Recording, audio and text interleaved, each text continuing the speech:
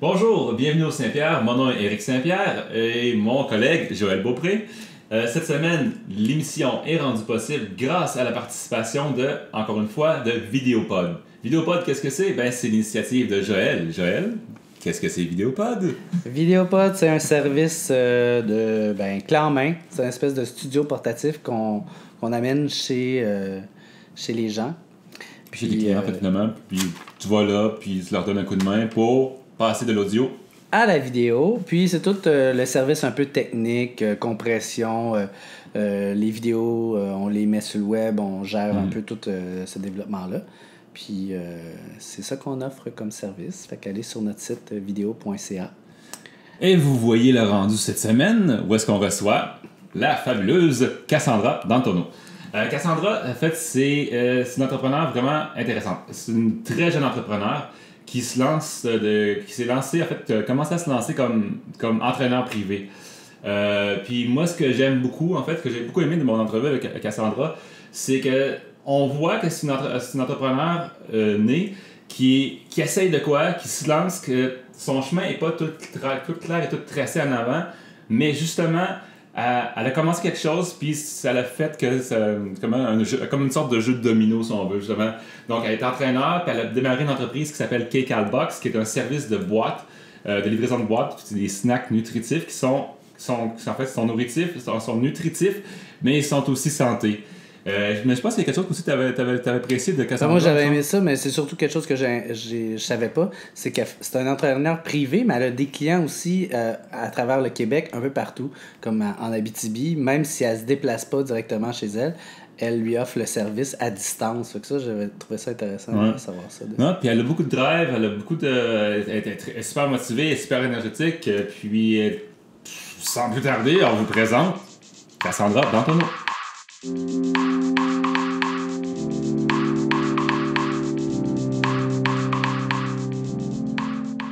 Aujourd'hui, en fait, pour moi, je suis vraiment heureux de la recevoir à l'émission.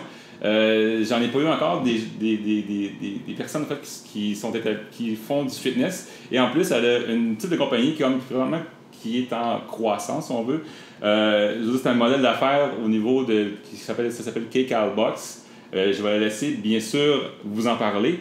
Mais c'est un modèle d'affaires, finalement, de livraison, de boîtes, finalement, de produits, si on veut, de santé.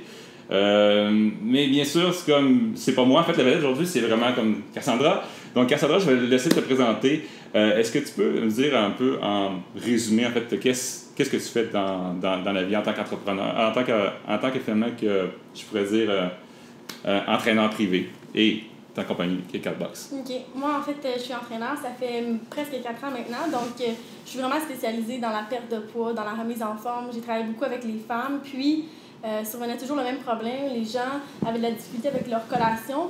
Les repas, les gens savent quoi faire un peu. Il y a beaucoup de compagnies qui sont disponibles sur le marché. Mais pour les collations, ils ne savaient pas trop où s'en aller. Donc, j'ai développé une entreprise sur un modèle d'abonnement. Donc, les gens s'abonnent, ils reçoivent une boîte. C'est 15 collations santé. Puis à tous les mois, c'est des collations qui sont différentes, qui sont faibles en sucre, faibles en calories, bio. J'essaie de transformer ça vraiment 100% québécois. Donc, dans une optique vraiment santé, là, comme ça. OK, good. T'es entraîneur privé pour...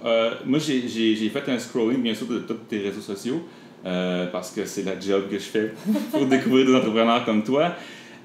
J'ai vu, en fait, je pourrais dire, des histoires de succès. Vraiment, t'as des clientes, précisément des clientes qui ont perdu beaucoup de poids, puis qui sont clairement mieux dans leur peau maintenant. Ça fait combien de temps que tu fais ça maintenant? Ça fait, comme je disais, bientôt 4 ans. J'ai travaillé pour un gym, un super gros gym, une bannière connue au Québec. Puis, j'ai vraiment lâché parce que souvent dans les gyms, c'est pas accessible. Les tarifs sont super élevés, donc les femmes arrivaient et me disaient, tu sais, j'aimerais tellement ça avoir un entraîneur, mais c'est pas abordable. Fait que là, le soir, je rentrais chez moi puis je me disais, aïe, tu sais, j'en ai peut-être laissé passer plein qui auraient eu besoin d'aide. Fait que j'ai vraiment démissionné, je suis partie à mon compte. Puis maintenant, ça fait 2 ans et demi là, comme il faut que je fais ça. Vraiment. Fait que 2 ans et demi que tu fais ça à temps plein, finalement. Puis que tu es parti en parallèle K-Calbox. Oui, exactement. Okay. Donc, mon parcours est un peu drôle. Je suis encore étudiante. Je suis étudiante à temps plein, j'étudie en finance à l'université. Ouais. Puis c'était mon travail étudiant, mais souvent, on dirait que dans la vie, un domino fait tomber plein de dominos. Donc, Ouais. ça, je suis rendue là, mais c'était pas ça dans mes plans pantoute. Oui, ben je vois que tu avais des plans différents. Au début, tu as commencé, tu étais agent de recouvrement dans un certain temps. Oui, exact. Ça, c'était mon travail étudiant. Je travaillais dans une agence de recouvrement, mais au début, moi, j'étudiais, je voulais être médecin. Puis là, toute la pression de la famille était sur moi pour réussir mes études vraiment supérieures. Mais c'était vraiment pas fait pour moi. C'est vraiment plus le monde des affaires. Oui. Mais j'imagine, ça doit pas être vraiment plaisant quand même comme emploi, quand même. Agent de recouvrement, on s'entend, tu es la personne qui appelle, puis qui demande la dette, puis qui s'arrange pour avoir la dette le plus rapidement possible. Exactement. Puis qui est payé à la commission si tu l'as le plus rapidement possible. Oui, c'est ça. Mais dans le fond, moi, j'aimais vraiment ce travail-là, contrairement à ce que les gens peuvent penser. OK, good. J'avais une approche un peu différente. Moi, je suis plus jeune, j'avais une voix toute calme, plus douce, versus beaucoup de mes collègues qui ont des voix rauques. Puis ils appellent bonjour madame. Moi, c'était vraiment plus doux. Fait que les gens ils me faisaient plus confiance. Ils me disaient, parce que des fois, tu ne retrouves pas les gens qui doivent des sous. Fait que tu appelles les propriétaires, les voisins. Puis là, ils me donnaient tout le temps les numéros. Non, mais oui, ils devaient penser que j'étais un ami ou une fille. Fait que j'étais quand même plus performante à cause de ça. OK. Mais ouais, j'ai vraiment aimé ça. OK. Ta touche sweetness aidait finalement à ta performance. Exactement. Puis en bout de ligne, tu avais-tu l'impression que tu accompagnais les gens dans leurs problèmes? Parce qu'en bout de ligne, quand tu les appelles pour recouvrir une dette, c'est parce qu'ils ont des problèmes. Ouais. Tu avais l'impression d'aider un peu? Oui et non, parce qu'on est quand même le méchant, nous, dans cette histoire-là. C'est sûr. Mais c'était de trouver des solutions. J'étais pas vraiment capable d'être sans cœur, puis de mettre de côté le côté humain. Fait que j'essayais vraiment de trouver des solutions. Des fois, ça me brisait un peu le cœur de faire des menaces, mais en même temps, j'avais un peu l'impression de trouver des solutions pour les aider. Oui. Bien, c'est sûr que c'est un petit peu ça qui ressort en bout de ligne de ce que tu fais comme entraîneur. Ouais. Tu vois en fait que il y a des personnes qui ont besoin de ton coup de main. Puis tu les aides finalement à retrouver le chemin finalement de leurs objectifs. Comment est-ce que tu... je vais commencer par la première chose. En fait, comment est-ce que tu réussis à prendre en main finalement quelqu'un qui vient te voir puis dit, par exemple, je sais pas, elle fait... peu importe, comme donne-moi un problème, elle veut vraiment comme perdre du poids parce qu'elle n'est pas bien dans sa peau. Comment est-ce que tu t'y prends finalement pour t'assurer que tu lui donnes un objectif raisonnable puis qu'elle ne décourage pas en chemin puis que tu continues finalement à la motiver pour arriver à ses objectifs? OK. Mais moi, je me déplace beaucoup à domicile. Je travaille beaucoup avec les femmes qui sont déjà à leur domicile. Je me déplace pas vraiment dans les gyms parce que ça, ils ont déjà des entraîneurs. Sinon, je travaille aussi en ligne. C'est vraiment rendu la grosse mode d'un entraîneur en ligne. Fait que j'ai des clients à Val-d'Or, en Gaspésie. Mais je m'assure vraiment d'avoir un suivi serré. Puis aussi, je fais prendre conscience aux femmes je dis toujours les femmes parce que c'est vraiment la plus grande majorité de ma clientèle. Mais je lui dis tout le temps, mettons qu'il y a une cliente devant moi, tu sais, qu'est-ce que tu atteindrais comme objectif si rien n'était impossible? Fait que là, des fois, au début, ils me disent « Ah, moi, j'aimerais ça perdre 40 livres », mais au fond, ils voudraient perdre 80. Fait que moi, je les fais prendre conscience de qu'est-ce qui est vraiment possible, puis on part de là. Puis après ça, c'est vraiment, on y va une étape à la fois, une livre à la fois, je sais pas, c'est vraiment c'est pas facile, là. C'est pas facile ni pour eux, ni pour moi. Pourquoi tu t'as parlé de l'approche, finalement, tu vas chez ton client, ta cliente, finalement, on va dire ta cliente. Puis pourquoi est-ce que tu préfères aller chez elle, faire le suivi chez elle, puis vous entraîner chez elle aussi? Exact, ouais. Versus aller dans un gym où est-ce que techniquement il y a un peu tout le stock que tu as besoin. C'est vraiment juste une question monétaire ou tu penses que cette approche-là est plus personnalisée, donc a plus de résultats? Mais je peux comparer parce que j'ai quand même travaillé 1 an dans un gym, puis je vous dirais que j'avais beaucoup plus de cancellations quand je travaillais dans un gym. Les gens se déplaçaient, c'est un effort, ils ont toujours une excuse. Moi, il y a une tempête de neige, c'est pas grave, je vais être là quand même. Fait que c'est plus facile un peu d'y aller à domicile. Mais là, justement, dans 2 semaines, j'ouvre un bureau avec un gym privé qui vont pouvoir venir justement pour s'entraîner. Parce que via un tag, c'est sûr que le plateau est plus facile. Si on l'atteint plus facilement à la maison versus dans un gym, les possibilités sont vraiment infinies. Ouais. Mais non, à domicile, ça fonctionne bien parce qu'ils n'ont pas vraiment d'excuses. Oui, exactement. Donc, ça, tu te cognes à la porte puis tu te dis comme... Je suis là. Tu arrives avec le sifflet. C'est ça. Ouais. Donc, je trouve ça super intéressant parce que tu es la première invitée que je rencontre dans ce domaine-là. Tu as un compte Instagram que j'ai commencé à suivre récemment. Tu as un compte Instagram pour Cake Box. Tu as un compte Instagram personnel aussi. Ce que j'aime, en fait, de ce que tu démontres, en fait, dans ton compte Instagram, par exemple, personnel, que je ne sais pas si tu l'utilises, en fait, vraiment pour faire la promotion de tes services, mais on le voit dans ton compte Instagram, là. C'est un peu ça, en bout de ligne, c'est comme c'est rendu ça le nouveau modèle d'affaires, on est un propre branding, le Saint-Pierre. Ouais, exact. Aïe, aïe. OK. Puis, donc c'est ça, mais moi, ce que je vois, la grosse différence, corrige-moi si je me trompe, c'est quand je regarde les autres filles qui sont dans le fitness, on voit beaucoup, c'est trop sexy, souvent, comme c'est beaucoup plus des photos de leurs fesses puis de leurs seins pour finalement, on sait que ça a réussi à vendre des protéines, par exemple. Exact. Toi, tu as plus une approche personnelle, comme on voit plus un peu ton chemin, finalement, tes petits, je dirais, tes petites wins que tu as à chaque jour. Comme moi, j'avais découvert la première photo que j'avais vue, j'avais trouvé ça super bien, tu avais une grosse boîte distributrice qui est Calbox, tu étais super contente de montrer ça. Puis oui, il y a des photos de toi comme fitness là. Mais c'est vraiment pas en fait la première chose qu'on voit. Ouais. Est-ce que c'est volontaire de ta part? Et puis toi, par rapport à ce modèle-là, est-ce que tu as une sorte de préjugé favorable, défavorable? La ligne est assez mince, je te dirais, dans le monde du fitness, mais c'est un peu pour ça aussi que souvent je reçois des gens parce qu'ils me disent on dirait que c'est plus accessible un petit peu. Je suis pas super musclée, je veux dire, je me tiens en forme, mais je suis pas, tu sais, comme souvent les abdos puis les épaules, tu sais, ça rend un peu intimidant quelqu'un qui veut perdre du poids parce que c'est souvent pas accessible, puis est-ce que cette femme-là va me juger? C'est souvent ça que je me fais dire. Ouais. Mais oui, la ligne est assez mince, j'ai pas de préjugés par rapport à ça. Je suis pas mal de gens dans le fitness, moi j'aime ça. Je veux dire, ça me dérange pas de voir des photos comme ça, mais j'essaie de faire attention.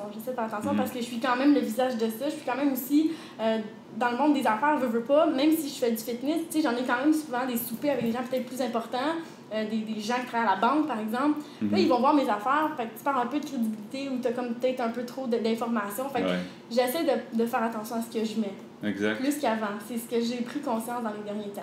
Oui, je pense que tu le fais bien. Je pense que c'est une bonne chose. Parce qu'effectivement, tu touches une type de clientèle. Moi, ce que j'aime bien par rapport à K-Box, on dirait que c'est comme un support finalement à être un entraîneur. Exact. Tu les suis en dehors de. Mais justement, parlons un petit peu plus de K-Box. En fait, comment est venue cette idée-là de lancer K-Box? Est-ce que c'est venu à l'intérieur?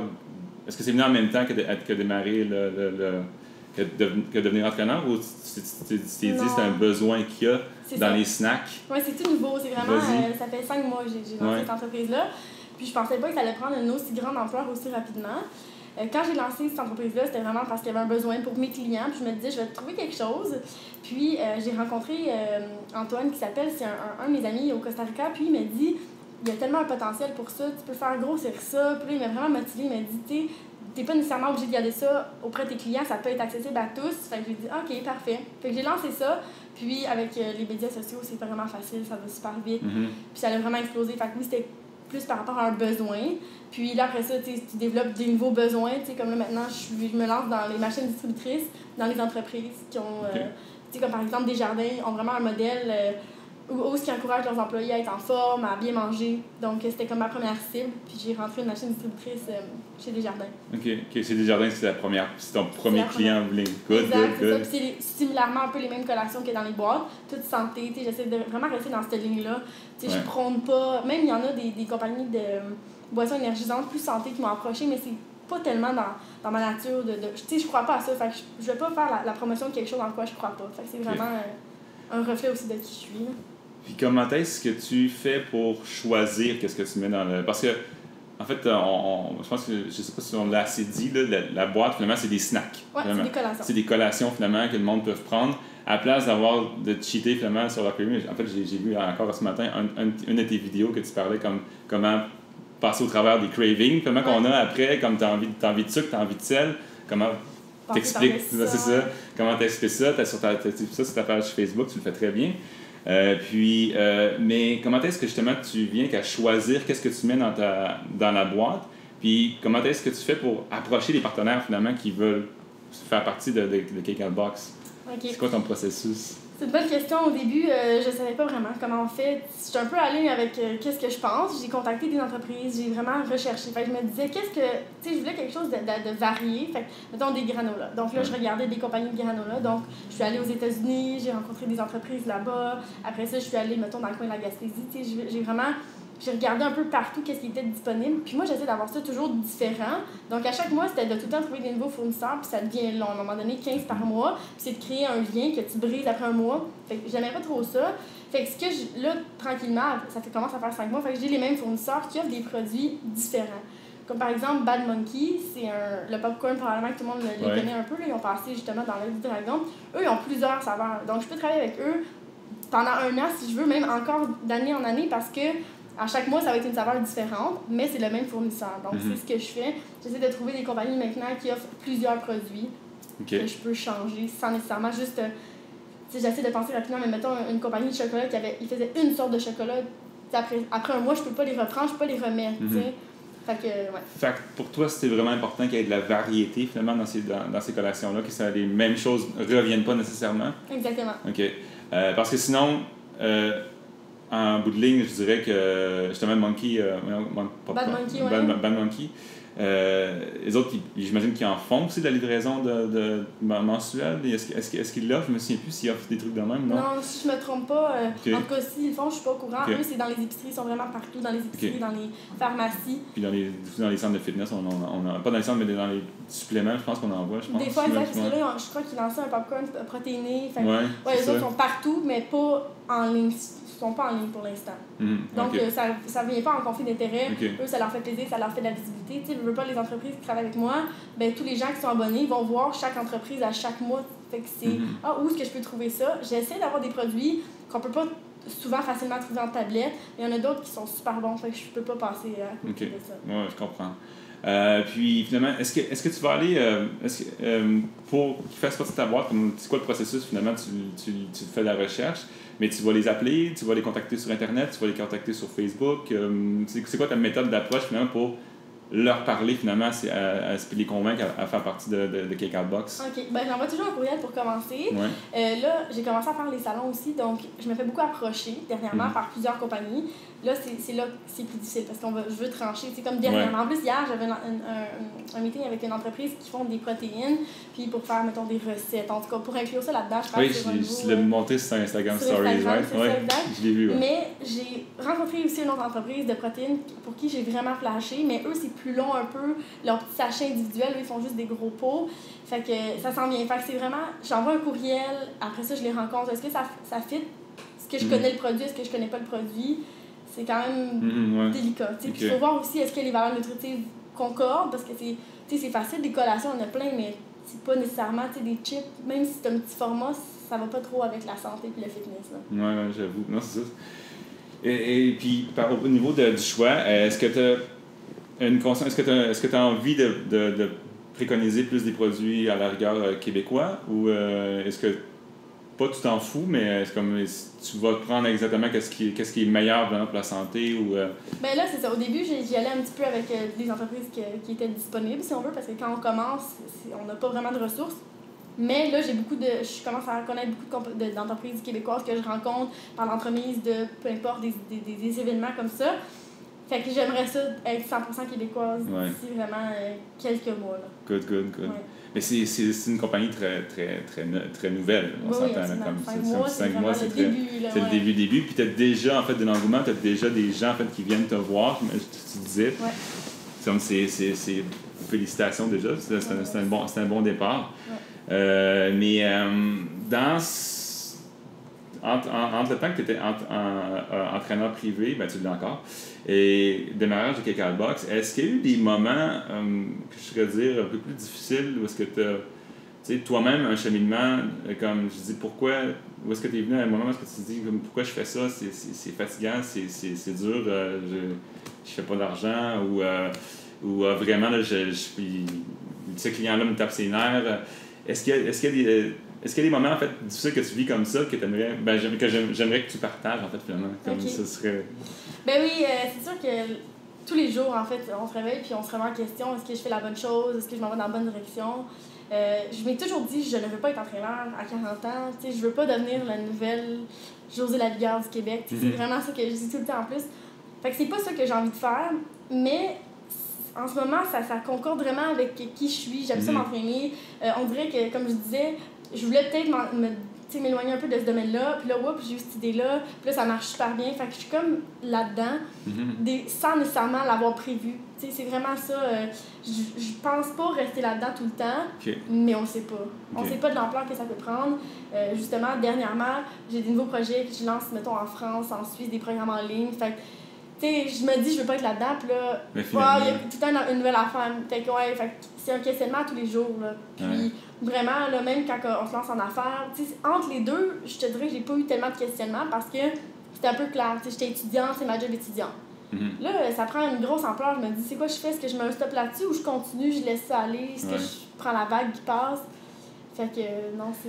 Mais c'est quand tu regardes la croissance de KCAL, tu dirais peut-être que, tu sais, comme il y a quelque chose là qui peut prendre plus d'ampleur, finalement, qui pourrait te laisser sur le côté. Ouais, non, c'est ça. Ouais, mais c'est sûr que... Mais c'est une dualité que tu vis. Genre. Oui, c'est ça. Je suis comme vraiment entre les deux. Puis, tu sais, mon ami Antoine, justement, qui est un peu un mentor pour moi, là, lui, il a vraiment une grosse entreprise de marketing. Puis il me dit, tu sais, il faut que tu essaies de choisir un peu dans quelle direction tu vas, mais je suis vraiment pas capable de trancher quel côté je vais. Parce que je me dis, si je pense pour le côté entraîneur, parce que c'est ça que j'ai envie de faire, parce que j'aime aider les gens pour l'instant, ben quand est-ce que j'arrête? C'est quoi mon plan B? Je sais pas. C'est vraiment un gros questionnement. Puis je me sens drôle de dire ça, mais non, c'est vraiment constamment là, des remises en question. Et si tu avais à dire, comme, est-ce que tu as une vision personnelle par rapport à, en tant qu'entrepreneur ou en tant pour KCAL, c'est quoi finalement le gros, je dirais le gros BHAG, le gros big scary, quand je peux dire, je cherche mes mots là-dessus. C'est quoi le gros objectif ultime pour toi, comme qu'est-ce que KCAL pourrait devenir? Est-ce que tu as un grand rêve par rapport à ça? Non, j'ai pas de grand rêve, je sais pas.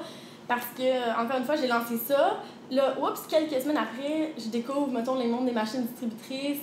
Je me dis, je m'en vais-tu là-dedans? Tu sais, je ne sais pas si j'ai vraiment la difficulté. Ouais, c'est comme, je suis trop en lancement de plusieurs projets en ce moment. Quand que je vais, tu sais, comme même mon bureau, je suis vraiment tout le temps sur la route, je suis entre mille choses, je rencontre des fournisseurs, je rencontre des clients. Quand que tout va être un peu seté, là, je vais être capable de me dire, OK, c'est quoi les retombées depuis le début, où je m'en vais avec ça. Mais ça prend, mettons, une ampleur plus rapidement que qu'est-ce que j'aurais pu espérer. Je trouve ça intéressant. Tu es dans le processus de recherche, finalement, d'aiguillage. Oui, c'est ça. C'est vraiment ça. Donc, là, tu es en train de regarder toutes les possibilités. Fait que là, tu tasses des meubles et tu regardes la poussière en dessous. C'est ça. Puis, en plus, c'est drôle parce qu'il y en a qui me disent « Ah, j'aimerais ça me lancer en affaires, je sais pas, j'ai pas d'idée. » Mais moi, c'est l'inverse. C'est comme, j'ai pas d'idée, mais on dirait que les idées m'arrivent tout le temps des opportunités. C'est ça. C'est comme. Exact, c'est encore pire. Moi, je suis juste. Tu sais, je me dis, si je prends pas le risque, si je prends pas l'opportunité, je le sais pas, je le saurais pas. Fait que je l'essaye, puis pas de problème. Exact. Mais j'essaie vraiment de rester dans la même ligne directrice. Tu sais, je me lancerai pas dans lancer une compagnie de linge, là, par exemple. Exact. Je l'essaie vraiment dans. Je reste dans le fitness, mettons, le santé. Parce que c'est un domaine qui te passionne, j'imagine, quand même. Tu as mentionné que tu es encore à l'école. Oui. À temps plein? À temps plein, OK. Tu as l'école, tu as compagnie, tu es entraîneur privé, puis tu as KCAL. Ouais. Comment est-ce que tu fais pour maintenir la forme, puis maintenir le focus pour continuer à avancer, puis avoir envie de vraiment continuer à faire tout ça en même temps, puis de mener ça de front? Bonne question, je sais pas vraiment, parce qu'en fait, je dors pas vraiment, j'ai des gros problèmes de sommeil. Là. C'est vrai, je sais pas pourquoi je dors pas, parce que tout va bien, justement, tout va bien, mais je suis pas capable de dormir, je sais pas, j'ai tout essayé, la méditation, le thé, puis je tomberai pas dans mes histoires de pilules pour dormir, mais fait que ça, c'est le gros hic, là, je dirais, c'est le problème, mais ce que je fais, c'est que je me détache vraiment émotivement de tout ça. L'école, ça se passe bien, j'ai de la facilité, je vais à mon cours, j'absorbe ce que le prof dit, j'ai pas besoin de rouvrir mes livres, j'ai vraiment une grande facilité, fait que pour ça, je suis chanceuse. Donc, ma tête est vraiment pas à l'école. Fait que ça me donne vraiment plus le temps de me concentrer sur les deux projets que j'ai actuellement. OK. Puis, t'es-tu au niveau de l'organisation, est-ce que tu planifies tout d'avance? Est-ce que tu es un peu t'as un côté laissé aller? Est-ce que tu as une journée où est-ce que par exemple, le dimanche, tu t'assois, tu t'assures que toute ta semaine est calée, puis tu sais tout ce que tu vas faire, puis tes objectifs à atteindre. Comment est-ce que tu planifies ton succès finalement un peu? C'est un peu la question. Tu planifies pas. Fait que comme tu pars, puis Berserk, puis... Exact. Je suis vraiment une personne, par contre, super organisée. Mes affaires sont... Mais sauf que souvent, ça arrive que le mardi, quelqu'un va me dire « Ah, t'aurais-tu de la place pour un entraînement cette semaine? » Fait que si tout est trop prévu, je peux pas vraiment... Tu sais, je suis vraiment flexible avec mon horaire. Mais, mettons, parlant d'objectifs, tu sais, pour rentrer peut-être plus dans les détails, les objectifs, mettons, financiers, combien de clients, tant je dois faire par semaine, ça, je le fais. Ça, je le sais, que je dois faire tant par semaine de clients. Si j'en ai pas, je vais me forcer un peu, tu sais. Je vais mettre un peu plus de photos, de la publicité ou offrir, mettons, des rabais, peu importe. Mais j'ai toujours un objectif à chaque semaine. Ça, je le suis vraiment.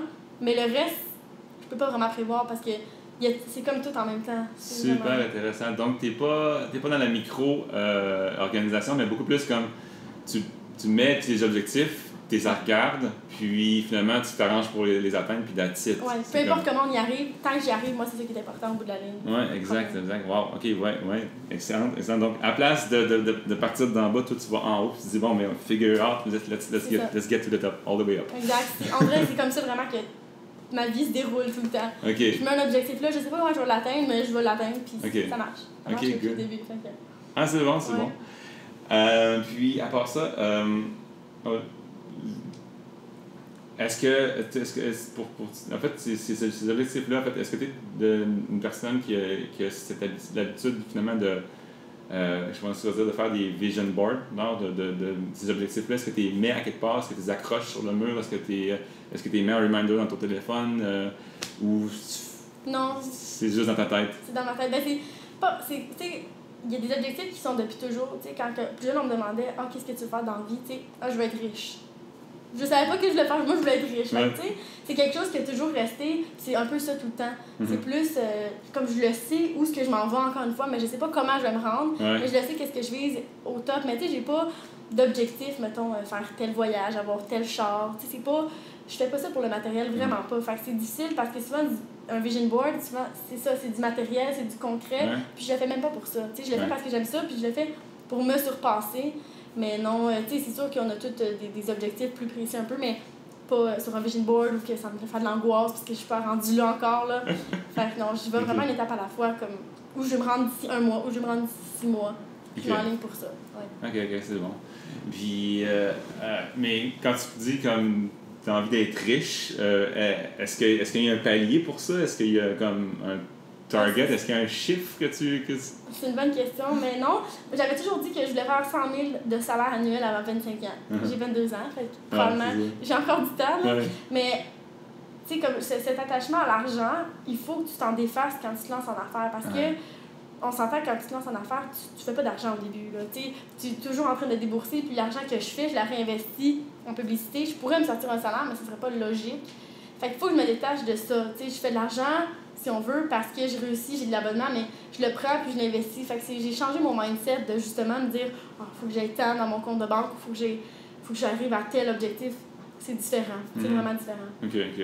Donc, c'est un palier, c'est un genre de salaire annuel que tu vas atteindre d'ici un certain temps, puis après ça, on verra. C'est ça, exact. Je m'étais dit 100 000 à 25 ans. Fait je suis sur le way du 100 000. Yes! Good! Je suis content d'entendre ça. En plus, c'est étudiante, donc c'est pas mal bon. Oui, je serais pas pire. Beaucoup d'étudiants en arrachent beaucoup plus. Mais donc, tu es à la hauteur de tes ambitions. Je trouve ça super intéressant. Est-ce que tu as des outils finalement que tu utilises finalement pour rester concentré? Comme tu parlais, tu n'es pas capable de faire de la méditation, tu n'es pas capable de... Tu fais du fitness, j'imagine, ça te donne probablement un coup de main pour faire circuler le sang. Mais est-ce qu'il y a d'autres outils que tu utilises, par exemple? Est-ce qu'il y a des applications que tu utilises pour te rester organisé? Est-ce que des reminders? Est-ce que t'es vraiment comme bordélique puis let's do it? Mais je suis pas bordélique, sauf que honnêtement, je me sens pas comme dans le chaos non plus, là. Mais je lis beaucoup. Je lis à peu près 2 livres par semaine, 1 à 2 livres par semaine, fait que c'est quand même énorme. Fait que je me garde vraiment à l'affût un peu de plein de choses. J'ai quand même beaucoup de connaissances par rapport à plusieurs domaines. Puis j'aime pas trop les livres trop précis, comme par exemple le marketing, puis Facebook. Puis je devrais vraiment me forcer parce que ça, c'est des beaux outils pour réussir, là. Mais non, fait que les livres, ça m'aide vraiment. Fait que là, ça m'aide à dormir un peu, là, parce que, veux pas, on sécrète de la mélatonine quand on lit. Fait que j'essaie de m'aider à dormir avec ça. Mais sinon, j'ai un agenda papier. Contrairement à ce que tous les gens, c'est tout encore électronique. Moi, c'est un agenda papier avec un code de couleur. Puis je le suis. Puis la semaine dernière, justement, je l'ai pas vraiment utilisé. Je l'ai mis, j'étais trop occupée. Puis j'ai passé tout droit de rendez-vous. Fait que je me dis, tu sais, encore, c'est super important d'avoir mon agenda. Puis, fait que ouais, c'est mon outil principal. À la bonne vieille méthode. J'adore ça.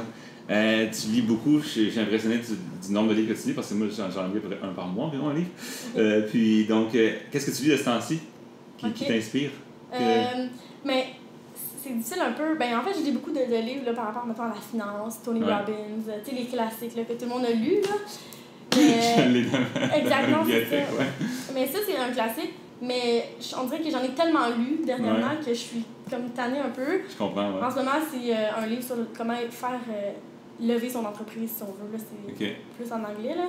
Puis un livre aussi qui s'appelle Outlier, c'est ce que je lis. Je lis comme 2 livres en ce moment, ce que je suis pas capable de faire habituellement. Mais j'avais comme trop envie, je l'ai acheté puis j'avais trop envie de le commencer, je l'ai commencé. Puis c'est dans la vie, comment que les gens, est-ce que la réussite c'est associé à qui on est vraiment ou c'est les facteurs extérieurs. C'est vraiment très intéressant de savoir que... Tu sais, moi, j'ai 2 frères, par exemple, puis mes frères s'en vont pas pantoute dans la même affaire que moi. Fait que c'est intéressant de voir pourquoi, tu sais, c'est un peu plus la psychologie de la réussite, si on veut. Intéressant. Outlier, tu dis? Ouais, Outlier, ouais. Tu regarderas, c'est pas pire. Ouais, je vais regarder ça. Ouais. Puis, est-ce qu'il y a des entrepreneurs ou des entrepreneurs qui t'inspirent plus que d'autres? Ou, Ben oui, tu sais, comme je disais tantôt, mon ami Antoine, il est propriétaire de l'entreprise J7 Media. C'est une grosse entreprise. Leur bureau actuellement, c'est à la place Ville-Marie. Il y a 25 ans, Antoine, puis 15 employés à sa charge. Il a vraiment bien réussi. Puis c'est vraiment lui. Honnêtement, il n'y a pas personne d'autre. Tu sais, je rencontre des gens qui sont inspirants, mais c'est lui. Tu sais, j'ai une question, qu'est-ce que je fais? C'est vraiment quelqu'un... il me dit tout le temps, on dirait que t'es comme ma petite sœur. C'est un peu ça, pour de vrai, oui. Tu sais, comme il me donne toujours des conseils. C'est comme s'il est comme 3-4 ans avant moi. Parce que, tu sais, des fois, les gens plus vieux de 50, souvent, c'est ça que je côtoie, c'est les âges que je côtoie. On dirait que j'ai la misère à me dire... Tu sais, il y en a qui ont réussi à 40 ans, mais moi, je veux pas réussir à 40 ans. Tu sais, je veux réussir à 25 ans. Fait que j'ai rencontré Antoine, puis c'est vraiment... On a vraiment des bons liens à cause de ça. OK, intéressant. Ouais, fait que d'ailleurs, beaucoup. Donc, c'est comme un mentor pour toi, comme tu disais. Exact, puis c'est drôle parce qu'il est vraiment jeune. Fait que... Ouais, c'est drôle, c'est vrai. Puis, comme... Tu l'as rencontré naturellement ou est-ce que tu ouais, en fait, c'est vraiment un drôle d'hasard. Je suis partie 2 semaines au Costa Rica en hiver dernier, en janvier. Puis on s'est rencontrés des Québécois, tu sais, en voyage, tout le monde est dans le mood un peu relax, tout le monde se parle. Puis j'ai rencontré deux Québécois avec une autre fille. Puis il était là, puis on s'est mis à parler d'affaires. Puis là, il me disait, moi j'ai une entreprise, mais tu sais, on entend souvent ça. C'est pour ça que je dis toujours, on dirait que je me considère pas entrepreneur. Entrepreneur, c'est quand même un gros mot, c'est des gros shoes to fill, mais je me considère pas entrepreneur. Mais lui, il me dit ça, tu sais, fait que j'étais là, ok, c'est-tu un vrai entrepreneur ou c'est comme un start-up, puis tout ça. Mais je voulais pas avoir de préjugés, puis finalement, non, Antoine, il se voit en vrai plus bas qu'il est réellement. C'est vraiment... Intéressant, tu me dis intéressant. Puis on est restés amis. Mais moi, c'est ça, c'est un truc que je trouve ça intéressant que tu parles de ça parce que une des raisons pour lesquelles je tiens à faire cette émission-là, c'est que je veux démystifier l'entrepreneuriat parce que je trouve qu'effectivement, on met ça sur un piédestal. On a l'impression des fois que les entrepreneurs, c'est plus grand que nature. Mais en réalité, c'est vraiment des êtres humains qui juste veulent faire de quoi, puis qu'ils veulent sortir de où est-ce qu'ils sont. Ils sont sur un point A, puis ils veulent aller à leur point B. Puis ils ont une vision, ils ont un rêve, puis ils vont le faire. Mais on parle généralement pas souvent on voit plus les succès, mais on voit pas le struggle aussi. Puis, mais c'est ça qui est le plus important finalement, d'être capable de passer au travers du struggle, d'être capable d'avoir la force finalement de se rendre jusqu'au bout de ses objectifs. Je pense que tu le fais bien, c'est ça que j'aime bien. Parce que tu es un peu à contre-courant de beaucoup d'entrepreneurs que je vais rencontrer. C'est-à-dire qu'il y en a qui ont t'es la plus jeune des entrepreneurs que j'ai rencontrés, fait que ça, c'est un truc vraiment intéressant. Puis t'es en train de définir, en fait, où est-ce que tu veux t'en aller.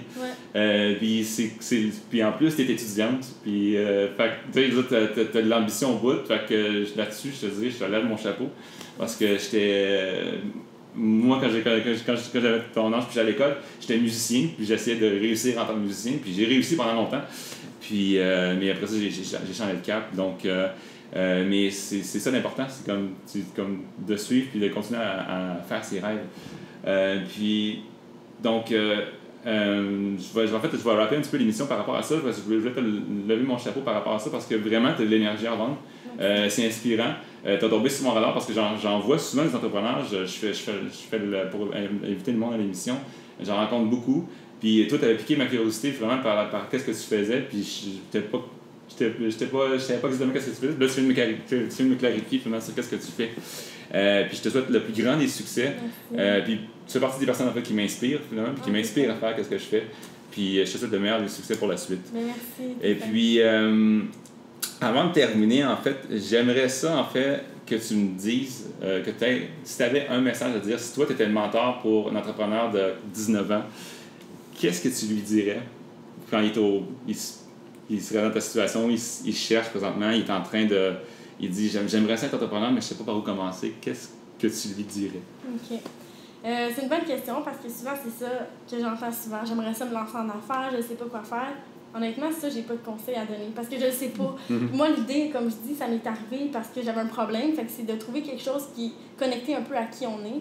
Mais s'il y a une affaire que je pourrais dire absolument, c'est que moi, quand j'ai commencé, mes parents, ils capotaient. Là. Tout le monde autour de moi, quand tu lâches un domaine, tu sais, être médecin, c'est comme prestigieux.